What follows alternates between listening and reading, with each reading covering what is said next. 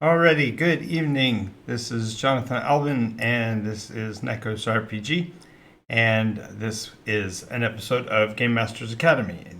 My purpose for this show is to provide information to new and returning game masters who are trying to ramp up to high quality of play in early sessions, having either just learned the game that they're playing or are renewing their love of role play games. So today we're talking about the very first session that a person will put together, a return, if you will, to either to a new campaign. Maybe it's even just a single shot adventure, but it's the first time playing with a particular group of players.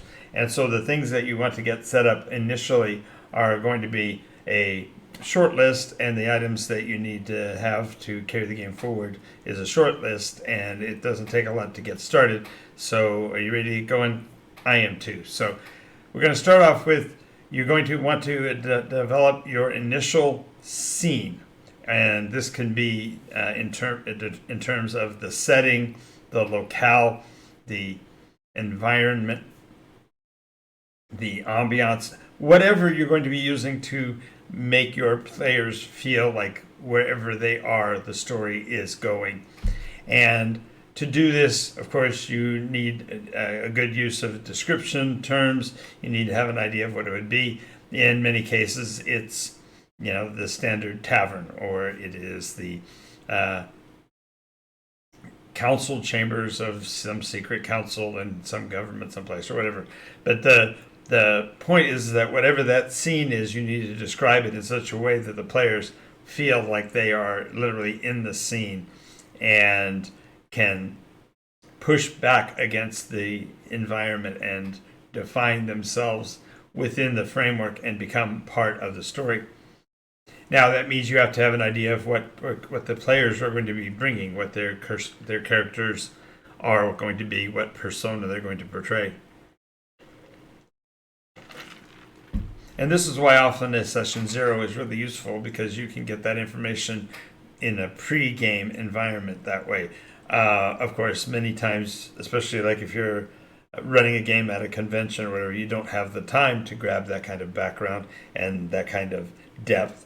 And so you're going to be playing sort of in the blind. So it's important to recognize that when you're dealing with issues of not being able to get a real handle on the persona, that you take some time right at the beginning to have the players fill in the gaps in your awareness, have them go over their skills and proficiencies, take notes as they're going, so that you'll be able to deal with the peccadillos and idiosyncrasies that each player and their persona have, so that the players will feel the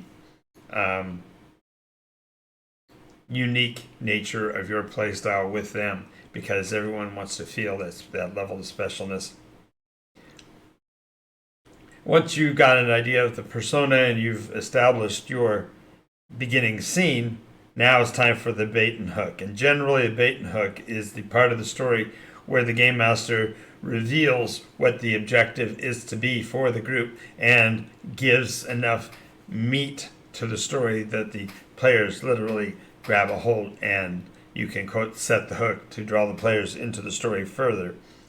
And in certain cases, the bait and hook can be subtle, and in other cases it can be flat out brutally honest. It all depends on what you're trying to accomplish. I mean, if you tell your players before you ever start, this is going to be a meat grinder, and we're going to be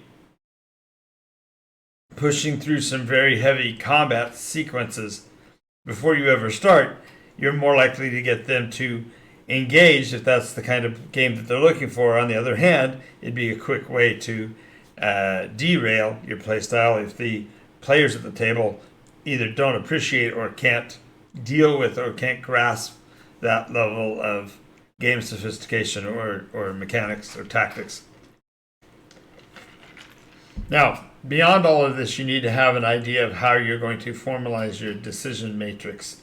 And this is sort of like the gauge or the filter that you're going to play on the game in terms of watching your clock, so that the amount of things that you're getting done accelerates throughout the story until such point as there's a fever pitch of decision making and action and response, and it can't go any faster, any further, and there's going to be the big culmination, right?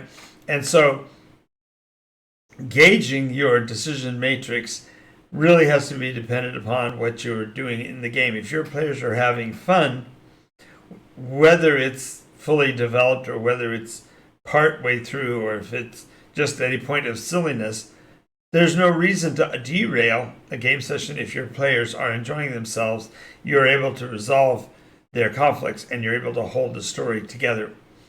When you have a game that is enjoyable, fun, exciting, thrilling, and everybody's enjoying themselves, then you are succeeding regardless of how far into the story you go and whether or not you accomplish any plot line checkpoints or whatever.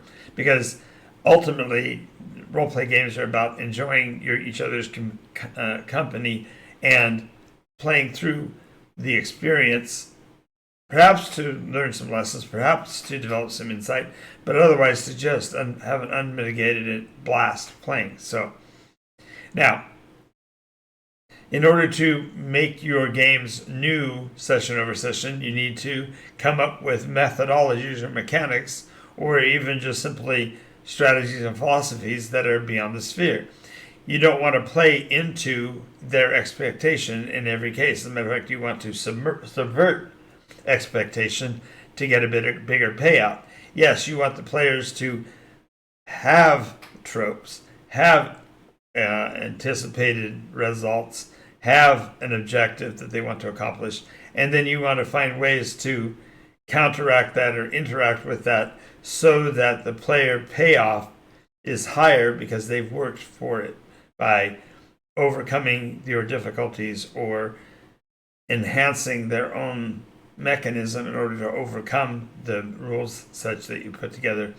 And ultimately, you want their player reward and denouement, their continuation of the story, to be wholesome and maintained through it all.